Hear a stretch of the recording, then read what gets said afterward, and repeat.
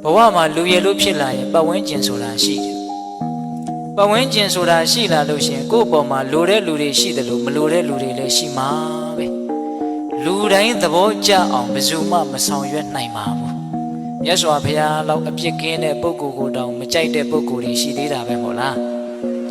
မကြိုက်ရင်မကြိုက်သည့်အားလျော်စွာသူတို့မကြိုက်တဲ့အထင်ကိုနှုတ်ကမြက်ပြီးတော့ပြောမှာပဲဗျအဲ့ဒါတားလို့မရကိုလည်းပဲသူများကိုမကြိုက်ရင်မကြိုက်သည့်အားလျော်စွာပြောတာပဲမဟုတ်လားအဲ့တော့သူ့အထင်ကိုသူလွတ်လွတ်လပ်လပ်ဖော်ထုတ်တာကိုကိုကဘာခံစားရရှိလဲစဉ်းစားကြည့်နော်တခါကြီးဒီမိုင်းများသူမကြိုက်လို့မကြိုက်ဘူးပြောတဲ့ကိစ္စကိုအတွက်ဘလောက်အရေးပါလို့အဲ့ဒါကိုကခံစားနေတာလေမခံစားသင့်ဘူးဗျသူပြောတာသူ့စကား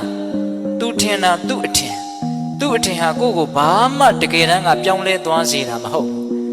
ဆိုလိုတာကသူ့ရဲ့စကားသံတွေဟာကိုယ့်အပေါ်မှာဘာအကျိုးသက်ရောက်မှုမှတကယ်စင်စစ်ကတော့မရှိဘူး